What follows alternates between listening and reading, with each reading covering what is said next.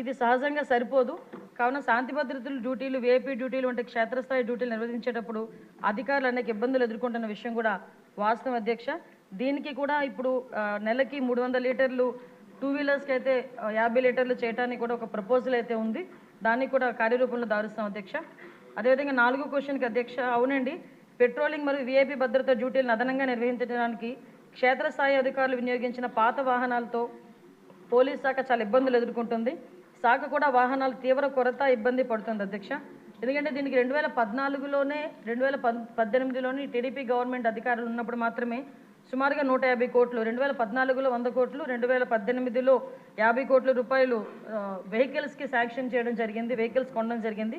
2021లో 17 కోట్లు పోలీస్ శాఖకి నూతనంగా వాహనాల గురించి వాహనాలు అయితే కొన్నారు, కానీ దానికి బిల్స్ కూడా పేమెంట్ చేయకపోవడం వల్ల ఏపీ పోలీస్ని